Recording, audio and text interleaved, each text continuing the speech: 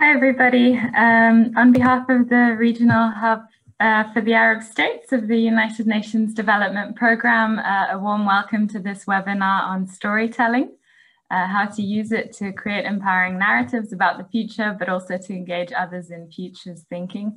My name is Roxani Roshas. I work for UNDP's Regional Innovation Team based in Amman, Jordan. This past October in the Arab States, we launched a region-wide call for submissions, asking young people to send us creative works, imagining the futures of climate action and civic engagement. We received over 400 amazing pieces, including poetry, music, and dance, which we'll be doing some sense-making around to inform our development programming. We also selected young people from 15 countries in the region to participate in a 7-week fellowship program that is supporting them to develop action plans for participatory futures engagements in their own communities. And in parallel to the fellowship program, we've had a fantastic series of public conversations with futures thinkers from around the world on signals, sci-fi, scenarios, simulations. And we're so excited to close the series of S's today with storytelling, as it's such an important part of bringing the future to life. I couldn't be more thrilled about today's lineup of speakers. We're joined by Pupul Bisht, who is the founder of the Decolonising Futures Initiative and creative lead and network weaver, lovely title, for next generation foresight practice. We also have Mohammed Aurangzeb Ahmad, who is a principal research scientist at Kensai and affiliate professor at the University of Washington. He's written extensively about Islamic speculative fiction. And we're also really grateful to have with us Zahra Mahamed, an award-winning Somali poet and storyteller. She's part of a group of storytellers who have been working with UNDP Somalia to generate and share powerful stories about development priorities and initiatives in their local communities. These storytellers have recently also founded their own storytelling company. So thank you, Zahra, for agreeing to tell us more about this great work. I also really want to thank Dr. John Sweeney, who's been working with us on the Youth Futures Fellowship and has not only moderated this webinar series, but helped us connect to really inspiring people worldwide from our living rooms. John is an award-winning author, designer, and futurist, and I'll hand over to him now. Thank you so much. Thank you so much, Roxani. I can't believe that we finally come to the final session for the series. It's really been an extraordinary journey, and I'm right there with you. Like, this culmination to have this amazing group talk about stories is quite extraordinary. I see that we lost Zahra, but I know she was possibly having some connection issues, so hopefully she comes back. But to be able to bring this group together is really quite special, and really excited about the conversation to follow. So I'm going to try to get out of the way as soon as possible so we can hear from all the amazing people that we've asked to come on. But I wanted to frame a little bit the conversation. I think if you're joining us, of course, you already know the importance and the power of stories.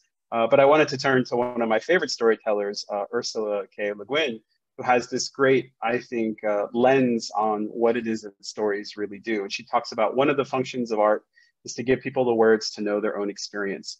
Storytelling is a tool for knowing who we are and what we want.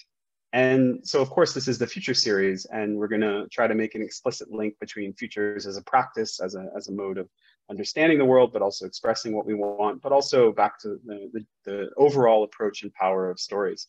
My plan was to open with Zahra, but I see that she's not connected right now. So I want to put the question to Mohammed.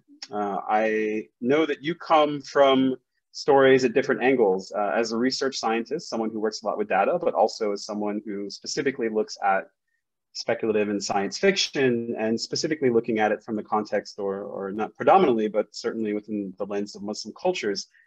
What do stories mean to you, and how do you use stories in the work that you do? Thanks, John. That was an excellent way to start. So I really love that quote from Ursula. And to that, I'll add that another really inspiring quote for me is that in order to change the future, you first have to imagine the future.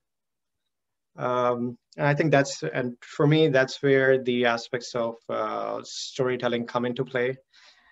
So as you mentioned, so my background is within science fiction, and if we look at science fiction historically, then it, at least in the global context, it has been, or it's thought to be, a predominantly Western enterprise.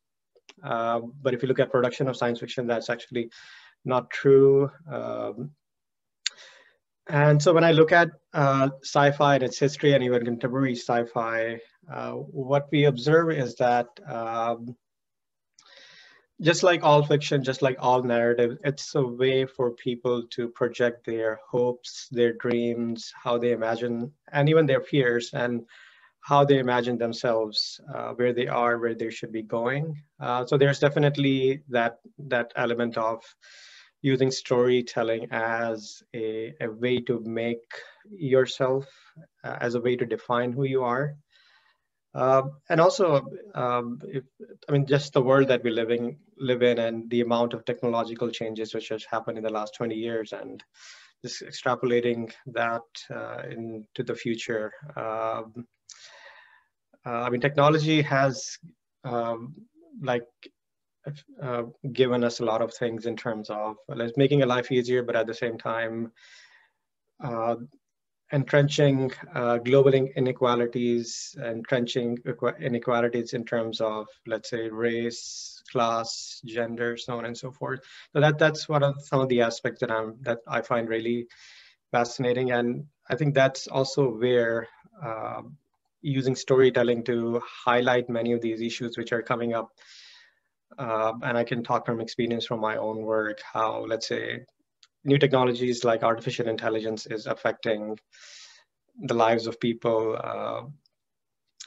But just using that to maybe subvert the narrative, to raise awareness regarding how technology is, let's say, not just affecting people's life, but changing the social fabric of society. So for example, 10 years ago, if somebody had said that, let's say, when Twitter came into being, that it will actually be used to influence the US elections, and that would have been a laughable prospect. And the 2016 US elections, I mean, just the fact that for lack of a better term, a reality TV media star became the president, that was enabled by technology. So so while we can imagine and we do imagine different futures, I think reality also has, just because of the technological pace of change, reality has a way to surprise us. We saw that in 2016, we saw that in 2020. So that's one aspect of, I would say, storytelling and the intersection of science and tech that I find fascinating. And I'll end with this anecdote, even I guess from my own work, is that it's mainly because of my interest in coming from a sci-fi background and also computer science background. So when my father passed away a few years ago, one thing that I thought about, again, from talking from a lens of storytelling, is that when I was growing up, my grandparents had passed away before I was 5. So I didn't really have that experience of grandparents, and I wanted my children to have that experience. So that's because of that, I've created this simulation of my father, which can interact with my kids. So that just to bring out that aspect of storytelling, that in my mind, what technology does is that it extends our capability to think in terms of what is possible. So the example that I just gave, it would not have been possible, let's say, 10 years ago, and 10 years from now, many other possibilities will open up.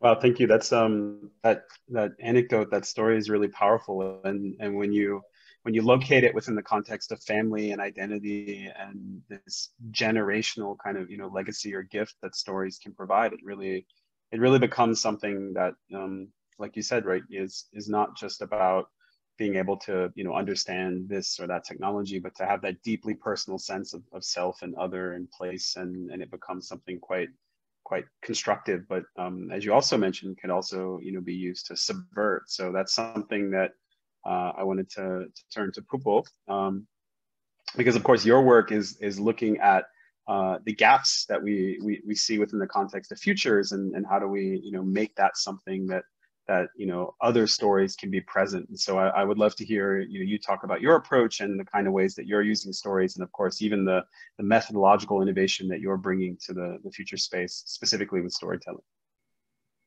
Thanks, John. It's interesting where Mohammed sort of ended with that story, because like you mentioned, and for people who are familiar with my work will know that my sort of journey with using storytelling as a foresight method, more specifically within the context of what it means to decolonize the future, really began in an extremely academic space. But the more I do this work, the more I'm realizing that the reason why I do it and the way in which I use stories is actually completely and totally rooted in my cultural upbringing in India. And, you know, in the most formative initial years of my life, I feel like everything that I learned about myself, how I'm connected to my ancestors, what does the world look like, the way I made sense of the world, so much of that came from the stories that I heard from my mother, but most importantly, my grandmother. And a lot of those stories were myths and folklore. So, you know, I have to acknowledge that if it's because of that I'm doing this work now, and in that it comes from an extremely personal space. To talk about my practice as a futurist, so I studied design, and I had already begun asking a lot of these questions that you mentioned about what are the gaps, what are alternate philosophies, what are marginalized philosophies within the way in which contemporary design is articulated and practiced around the world, especially the way design is institutionalized. Was something, these questions already began when I was doing my undergrad. But by the time I started doing my master's and I studied strategic foresight in Canada, I think I was in that position where I was in a foreign country, in a foreign culture. The matters of colonization are present and deeply relevant to the contemporary Canadian society.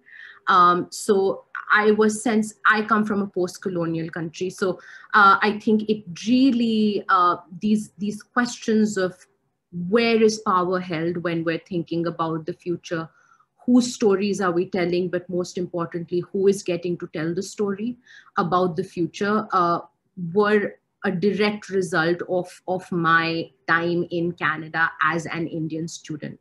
And when I was studying foresight, I think being a millennial, having grown up, you know, in the 90s in a globalized world, before coming to Canada, I felt like I would just arrive in North America, and I got this because I had been consuming so much North American pop culture all my life. None of that was foreign to me, if you really think about it. And when I started studying foresight, I noticed this really interesting thing that was happening is that the part of my identity, my way of thinking that was shaped by all of that pop culture was shaped by the formalized forms of education, design education that I had received. I was really, really trained to think in the Western way of approaching life and the Western worldview. But then this other part of my identity that I was talking about, which was shaped by my socio-cultural you know, experiences and upbringing in India, I started noticing that I was having to check that other half of my identity at the door if I were to meaningfully participate in foresight processes and conversations about the future. And that to me was a deeply troubling experience. And I want to authentically participate in this, but why can I not bring all of myself to this? And I'm telling this story because I feel like a lot of the fellows, I mean, from what I could tell from their background, and, you know, I feel like they might be able to relate to it, because the more and more we're getting connected in the world, we all feel like we have shared identities in a lot of ways, but in a lot of ways, we also have diverse identities. And a lot of those diverse identities tend to be silenced and marginalized and just not represented adequately in futures work. So my practice really, I am a bit of a methods nerd, but I also truly believe that, you know, inclusion, which only goes as far as asking who is in the room and who can we invite into the room, is actually inadequate. Because even I was in the room and yet I couldn't fully express myself. So it really comes down to what are the limitations of the methods that we're using to ask people to participate. And I know that you probably have started talking about participatory futures as part of the fellowship. So I think I want people, and, you know, those listening to us, really, you have to take a critical lens on the methods that you're using, the processes that you're using, because oftentimes they seem universal or neutral on the surface, but they're not. You know, Zia Sardar, who's a futurist, I really look up to, and he has this beautiful line from one of his papers that says that methods and tools, they often represent the myopia of the worldview or the philosophies from which they have been born out of. And that's absolutely true. So I think for me, therefore, it became imperative to, if I was interested in decolonizing or pluralizing the future, I knew that it wasn't just about saying, okay, let's just, you know, invite more diverse voices into the room. It was also about, is our toolkit decolonized? And what does it mean to be inspired by non-Western philosophies or non-Western ways of being and doing? And can we approach research in that way? Can we approach knowledge creation and the way it happens in Foresight in that way? So very long story, not so short because I feel like I've been rambling for a bit, but I ended up, as part of my thesis, designing a new visioning method in Foresight, which is inspired by an Indian folk storytelling tradition, which comes from my native state of Rajasthan. And that folk storytelling tradition, even in its original historical context, was an act of it was a revolution, in that a bunch of storytellers said, if because of caste-based segregation, certain communities cannot access religious places of worship, we will make these stories and these identities accessible to them. So they constructed portable shrines made of wood, and when you open them, they look like little graphic novels. And because it compensates for the ability of its patrons to perform religious pilgrimage, carver storytelling performances actually imitate or are modeled on 10 steps of Hindu pilgrimage. So when I was designing the method, I thought that was a really beautiful, because I was trying to do something similar, but within a futures and Foresight contemporary space. So I modeled my method, the framework of my method is 10 steps of time travel, and it's modeled on those 10 steps of pilgrimage. I'll stop here because Zahra's back on, so maybe we can. Yeah, no, thank you so much. I think, like all good stories, when we're telling them, it feels long, but when we're listening, no, it's riveting. And hearing, again, Mohammed's story and experience, and of course your story and experience, it's interesting that this, you know, this question around hybrid identities and this question on how we locate ourselves and even the intimate kind of positionality that we bring is critical. And I also love what you're saying, you know, when we talk about decolonizing the future, it's not a metaphor. It's what are the frameworks that make that realization something that's not just, you know, a passe or something that we say, but, you know, the meaningfulness within that as an approach. And that's something that I think as part of the fellowship and of course within the field is really, really coming home to roost, and rightly so, and long overdue. So, you know, pushing the borders and the boundaries is something that we also wanted to do with the series. And so we're really excited to also have a poet join us. Zahra, I think you're with us, and would love to hear you speak a little bit about your work, about stories, and then I know we're all excited, but if you do are willing to share a poem, we would love to hear one. Thank you, John. My name is Zahra Haji. I am in Somalia, and I'm the executive director of the Somali Storytellers. It is a digital storytelling film company. And we're like a group of young people with different talents. Personally, me, I do poetry. And so the way we do storytelling is raising awareness, trying to get the message to our communities, highlight issues within the communities so that we can find solutions amongst ourselves. But as for me, I enjoy doing poetry. Poetry is a part of my culture. As you know, Somalia is known as the nation of poets. And this huge aspect of arts, storytelling, and poetry has been long with us from generations to generations. It is something that has united us together. It is a form of reconciliation and peacemaking at times throughout our history. Somalia has had a lot of clan conflicts, but when you look back before, technology and urbanization came into play, what we used to do is we used to have poetry battles between clans, and then the clan with the best poem would be the winner. So without fighting, without bloodshed, people would just be like, okay, this clan has a fair win. They get to stay. They get to do whatever they want. We have to follow them. So that's how we used to reconcile and bring peace to our country. However, throughout the years, urbanization has happened. A lot of new weapons have come in, and it has destroyed, I guess, an aspect of our culture, which was to come together peacefully. And so somewhat now our country is coming back. There's a little peace. It's not 100% safe, but it's not, there's life going on here. I came from Canada. I'm a Somali Canadian. And the reason why I came here was to see Somalia for what it is, instead of seeing what the media has portrayed it as, and seeing, the violence and the guns and the weapons on the news. I just wanted to see how it looks like. And to be honest with you, when I came here, there's so many things that I've learned that I didn't know before about my culture personally. And a lot of that came from like a very dark and painful place, because being at school around young people, you'd see friends going to vacations and then, coming back and talking about their home country. Whereas me, I'm like in class and I've never been to Somalia. So, and people would obviously identify, you're Somali. How is Somalia right now? Oh, you can't go because there's a civil war, supposedly. So it was something very hurtful.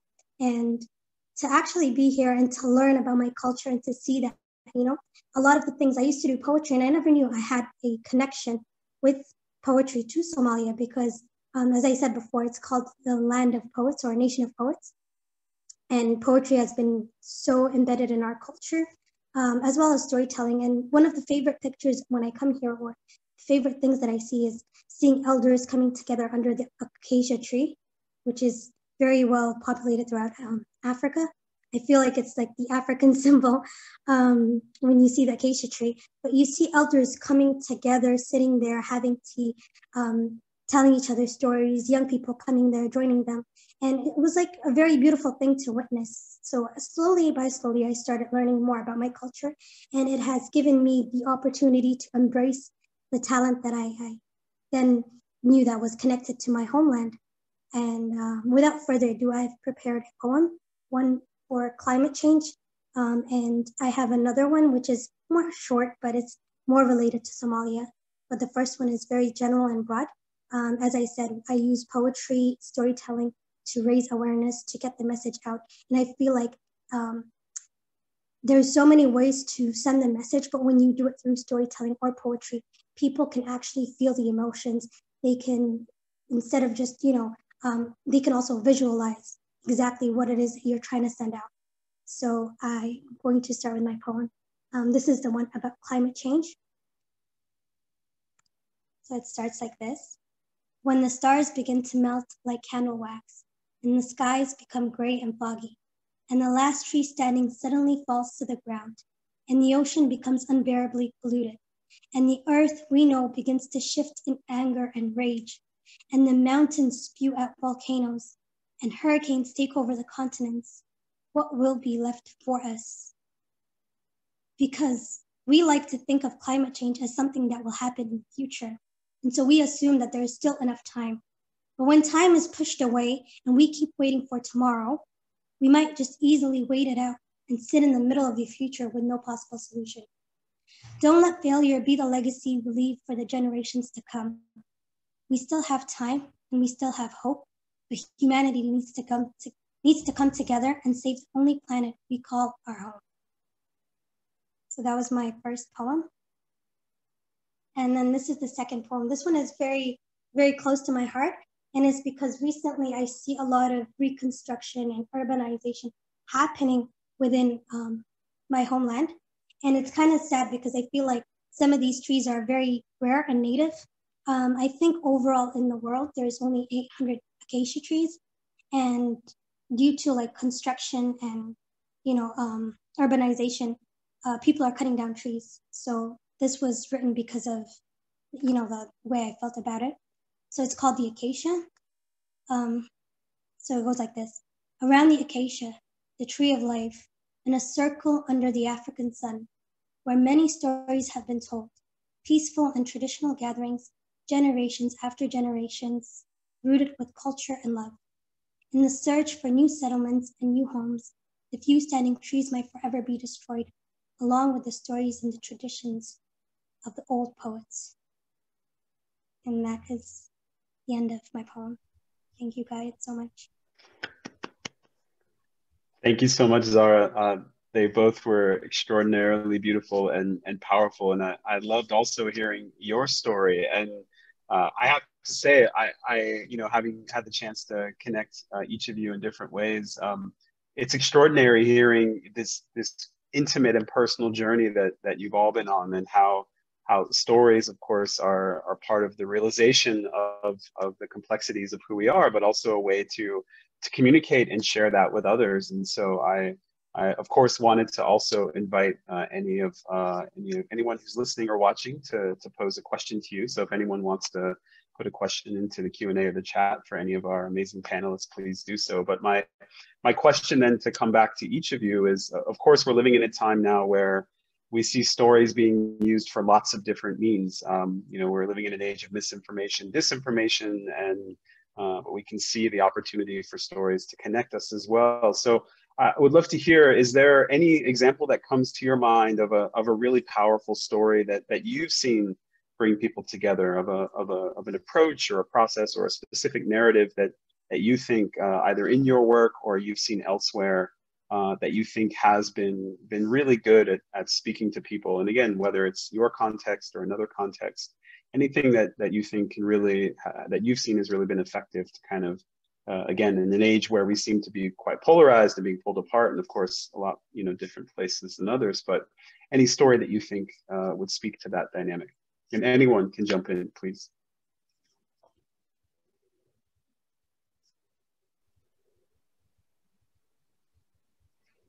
I can go, John. So the first response I have to this, and this is probably just because we are in 2020 and COVID and just the experience of the pandemic this year is top of mind.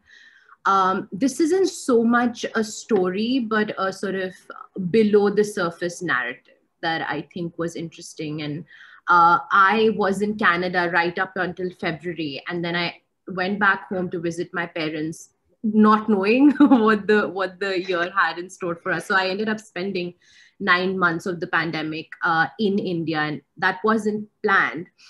What was really interesting, or at least it happened in India, is that I think up until this year, there was this narrative of modern medicine, or the way our healthcare systems are designed, that was extremely patient-centric. And so very, very individual focused in its design. And I think with the experience of the pandemic, or even being in a place like India, where there's just so many people and, systems are always strained, and much more in the case of a pandemic, I think something that I saw re-emerge And it was also a way for people to sort of reconnect to, you know, some of the alternate practices of caregiving and well-being from the Indian culture, was to shift from a patient-centered view to a community-centered view. And this narrative that any community is as healthy, or as healthy as the least healthy person in that community. I think that has been part of the Indian culture, because we're a very, very social culture. But over time, I think it was beginning to sort of break down. But I definitely saw an emergence of that sentiment again this year, and people really showed up to take care of each other, because you understood that interconnectedness cannot be ignored, and that's what this year taught us. The other thing that came to my mind when you were asking this question is, when I was piloting my initiative in India last year, I was extremely fortunate to actually get to work with a group of women from Africa, actually, mainly from Ghana and Gambia. And they were living in India, and they were all from, they had come from rural villages in Africa, and they were all mothers and grandmothers. And they were living in a small village in rural India in Rajasthan, at this wonderful place called Barefoot College. And they were in India for a 6-month residency to learn solar engineering. And a lot of these women had left their villages for the first time ever. So I got a chance to interact with them and do my cover workshops with them towards the end of that residency. So they had already completed the technical training of their time in India. And we then use the carvers, because a lot of times, because it's a visioning tool, I end up using it in the first half of any journey, because once you know, the more traditional way of approaching visions is you have the vision, and then you sort of think about ways of, you know, bringing that vision to life or whatever. But because we were doing this towards the end of their residency, a very important, so I asked them, I said, what would be most useful for you and for us to do together? And one of the sort of gaps or pain points that they identified for themselves is that there was this nervousness that even though they loved everything that they were doing, and there was support from their families and their communities for them to come to India and do this, they had that nervousness around, now when we go back to our villages, this is still something very new and very foreign that we're hoping to just come and put, you know, and it's going to change the life that we know it. It's going to have impacts in the way they lived, in the way their communities were organized, and they just didn't know if it would find the right kind of traction for them to be able to do. And a lot of them came from places that did not have electricity. So they would be the first people to light that first bulb in their village, for example. And we ended up using the carvers to actually construct stories that they could take back to them in their villages and become these sort of acts of micro local level advocacy in their communities that they could use to convince their family members, their, you know, village council that this is good or would benefit the future generations. And then a lot of them actually used a more traditional sort of narrative as the fundamental structure for these stories, which is that they all came from societies where women inherently, traditionally, had the role of being in touch with nature and being sort of the custodians and caretakers of the environment and of nature. And so that became, and then they reinterpreted that or re-visualized it and connected it to solar energy, because sun was already a big part of their cultural myths and narratives. So that is something that I always find extremely fascinating, because the kind of stories that emerged out of it were terrific and very, very powerful. Yeah, those are great examples. I love the idea that the pandemic, of course, is an opportunity to rethink some of those, like you said, the kind of below the surface narratives, and to reimagine and of course to go back to our roots, and to, you know, to rectify the stories that we're telling currently, right? Or the practices that make those stories real, and how they've been misaligned. And I also love the example of looking at the archetypal story and, you know, relocalizing, recontextualizing, so it has that power. And I think those are great examples of allowing people to connect. Mohammed and Zahra, I would also open it up to you as well, if you had any examples of stories that you think are especially powerful now, or that you've seen really work to connect people. Um, so, uh, so I do have a narrative that comes to mind, although it doesn't start very positive. So I had this conversation with a friend slash colleague almost 15 years ago. So as you mentioned at the beginning, so I work in the space of Islamic science fiction. So science fiction, which is either set in predominantly Muslim cultures or inspired by Islamic history or cultures. So the conversation started with the observation that if you look at sci-fi and popular culture, then especially when it pertains to how different cultures are representative in the future, then there's, like, for example, let's say in a lot of sci-fi, it's 300 years in the future, like where are Middle Eastern cultures, or how come there are no Indians, for example, or how come there are no people from Africa? And then my friend, he came up with a very bleak answer. He said, well, maybe there was another cultural genocide, and maybe they've all disappeared. I'm sure that was not the intention of the authors or people who are creating these, but that just got us thinking regarding just representation and telling the narratives. So it's not, and how do you frame stories? So it's not that people who are imagining these stories that they are deliberately thinking about these negative aspects, negative outcomes, but it's more like extrapolating the present. So a lot of sci-fi, sci-fi was born in a Western context, and especially if you look at pop culture, early 20th century, and so that was around the time when colonialism was in full swing. So European ascendancy on the whole planet was almost complete.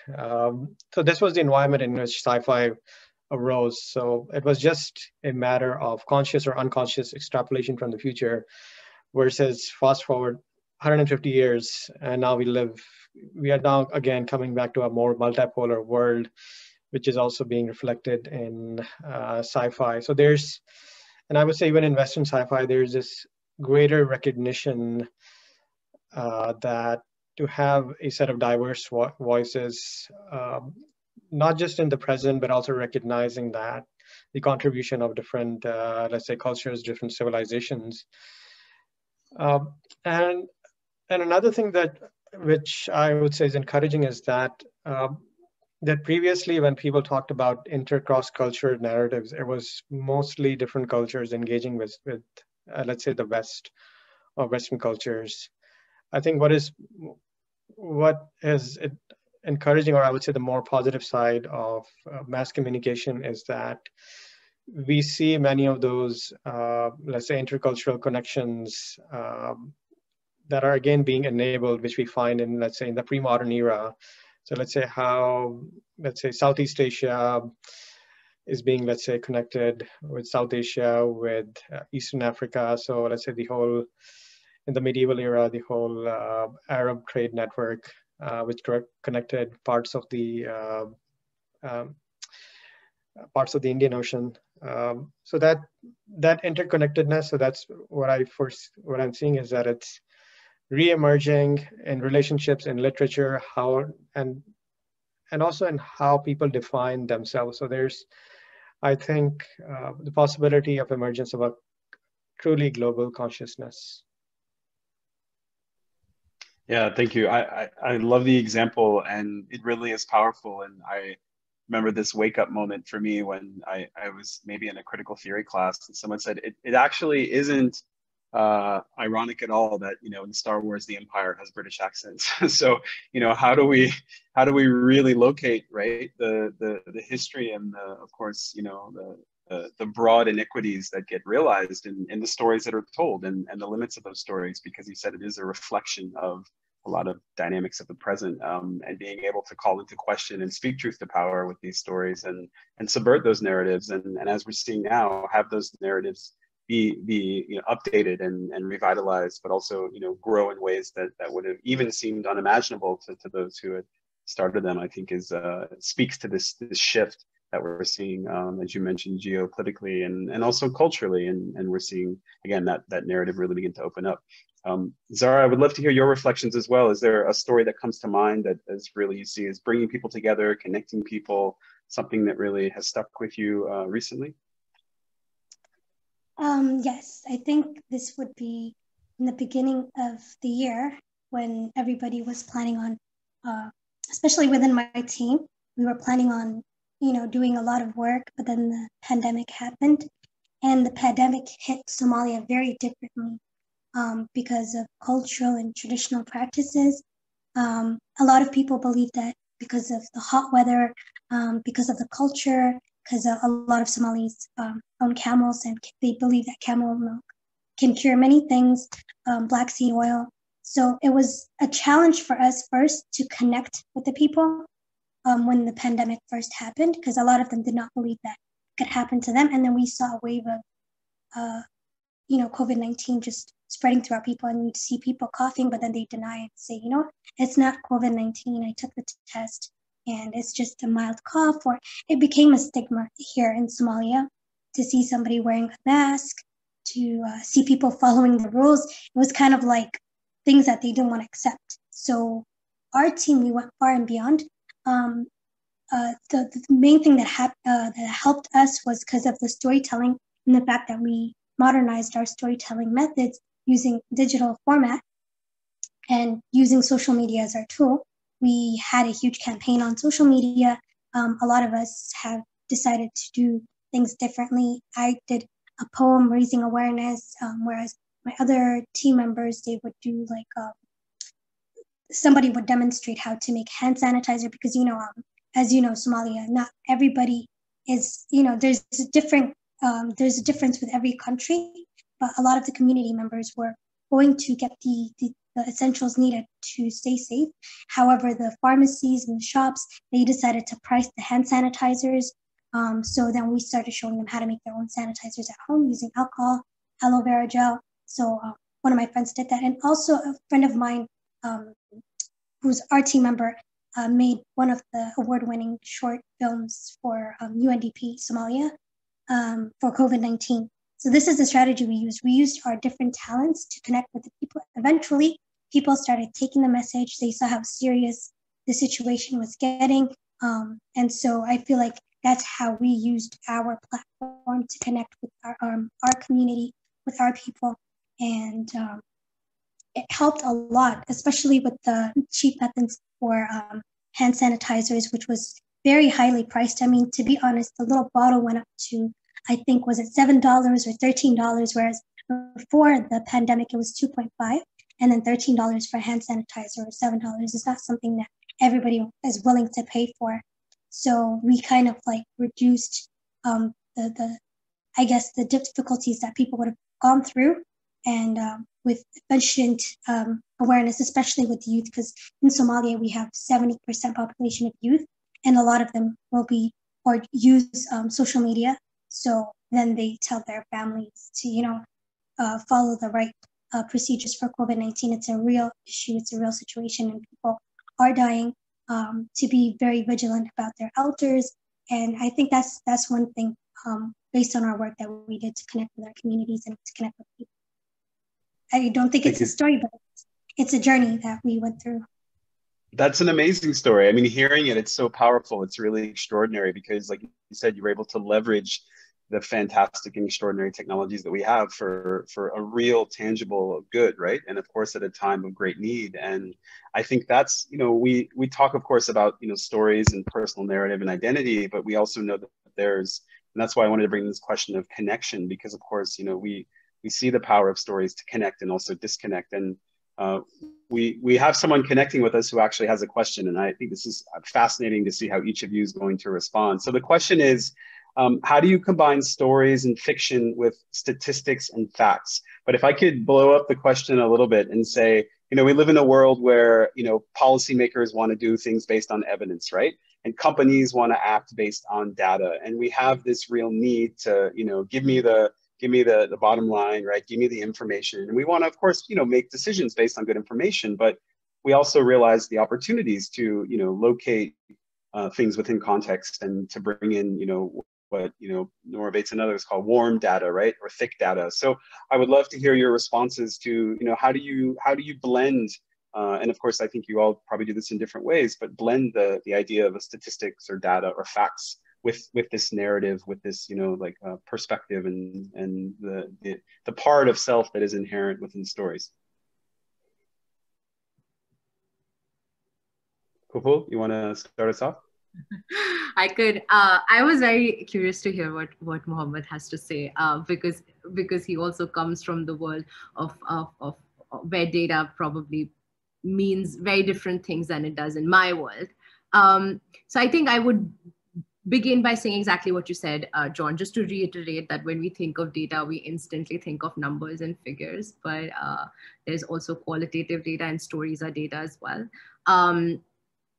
Or are collections of multiple data points. I think in the context of foresight and futures, there has conventionally been an over-reliance on data, on things that can be quantified. And I think it becomes important to acknowledge the industrial militaristic past of the discipline, and this desire to map the future and to know the future in and of itself is rooted in a very specific worldview.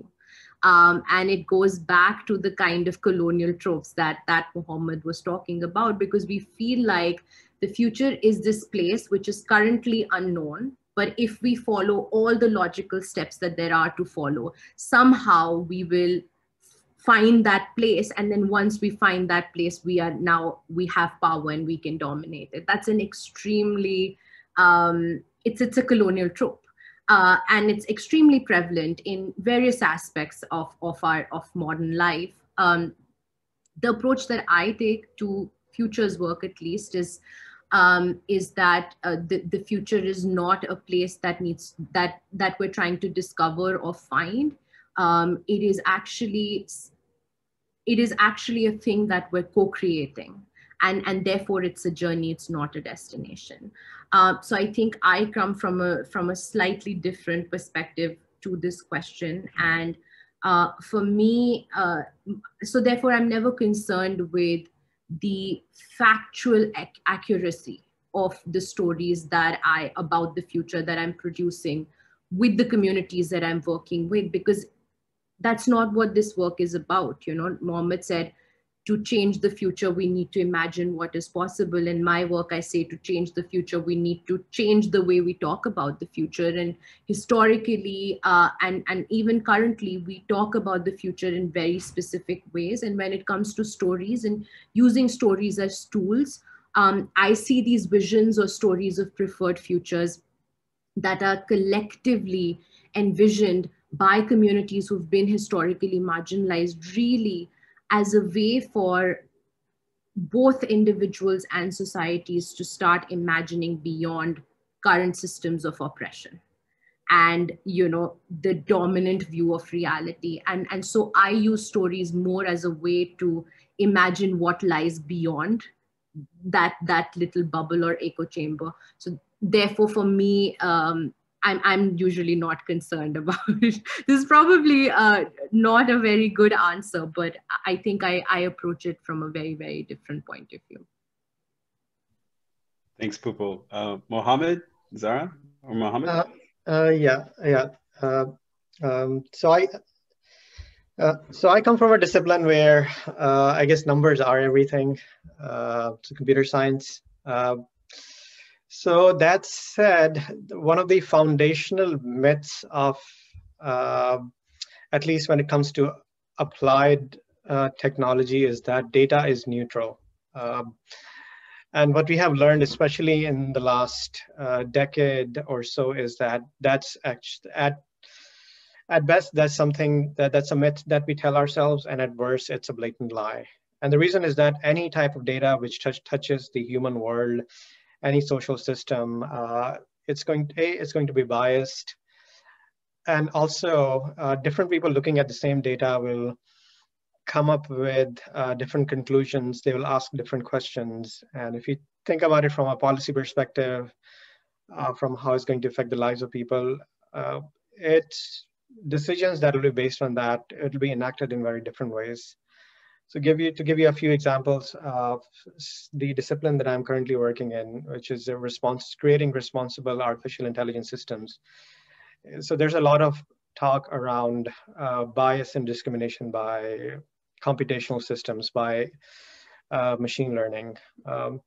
So one way to discuss that is that, well, if you have, I can say that, well, if you have data which is biased, then you are going to make biased decisions. But that's just in terms of numbers, that's a very abstract statement. But versus if you talk about concrete, if you want to convince people at the grassroots level, convince, let's say, the average person on the street, then you have to narrate what I just in terms of stories of individuals that you can relate to. So just to give a few examples, so if you think about facial recognition systems, a few years ago there was a big scandal where Google rolled out this tool where if you upload an image on Google Photos, then it could tag different parts of the image. So it's a mountain, it's a table, it's a person. And what it had started doing was that for dark-skinned people from Africa, it was actually tagging them as gorillas. I mean, this is extremely, extremely offensive. So you have to ask yourself, well, why is it that $1 trillion company, and of course Google apologized, but how did $1 trillion company ended up making this mistake? Well, it's because it's not that there's a league of evil software engineers who are creating these bias systems. It's just that when you create these models to recognize, for facial recognition, you have to feed it some data, let's say 10 million images. And in this case, the data that this system was given, it did not have enough images of dark-skinned people, of people from Africa. So that's why the machine did not realize that these were people. And these are not isolated examples. Apple made a very similar mistake. So when iPhone 10 came out, so they had this feature where you could use your face as your password. So when they rolled that feature out in China, what happened was that, and let's suppose me and John, we are friends, both of us are Chinese, and we are not related to each other. So if I use my face to lock the screen, then even though both of us, we don't look the same, you could actually use your face to unlock the screen. And again, it justifiably so created an uproar, and Apple had to apologize. And again, another $1 trillion company making the mistake, and not deliberately so. But again, the underlying reason being the same, that they just did not have enough data from Southeast Asian people when we're developing these systems. So the main idea in this idea about data, in this case, the idea being, it shows that the data is not neutral. And secondly, and equally important, that people who are creating these technological systems, which are going to and already are affecting the lives of hundreds of millions of people, you actually have diversity of thought, diversity of backgrounds of people. Because if either of these software engineering teams, if you had one or two people who came from, let's say, at least in the US, what we call minority populations, they could have easily pointed out that, hey, in our data, we don't have a representative population. So it's great. It makes sense from not just from an ethical point of view. Even let's say, because these are commercial enterprises, it also makes sense from a commercial perspective. A, to make the systems more accurate, and B, there's going to be an inevitable backlash from the public. So I would say these are some of my favorite. Data is not neutral, and how do you get to tell the story from data stories? Great, thanks, Mohammed. Zahra, I would love to hear from your perspective. How is it that you use data, statistics? The question also brought up the idea of using facts and kind of blend that with storytelling. Okay, hello? Yeah, I'm sorry, I'm kind of having technical difficulties. I apologize for that. So the question was, how do you combine data with stories, with, I guess, fiction? I didn't really read the question. Let me go back. How do you combine stories and fiction with statistics and facts? So for me personally, at a young age, I noticed that a lot of people, when it comes to statistics and data and technical information, people tend to not give as much interest. And doing multiple presentations as a young person, we all experience that. So what I decided to do at a young age was to combine it with storytelling. And the way I do that is to get some aspects of that data. Sometimes, like, I agree with the fact that, sometimes when we think of data, we think of figures, numbers. And so whatever type of data it is, it depends on the type of data that we are trying to put out in the statistics. So if it's anything technical, it's best to kind of soften it out with stories. So just giving an example of a very successful story that has created impact, and then just kind of ending it with the statistics so that people can kind of grasp it. And one thing I've always remembered is that people will always remember stories instead of statistics and data. So I'm going to make it very short. That's how I combine it. I use a very successful story that has created impact, and then connect it with this technical and technical information, data, and statistics. Thank you.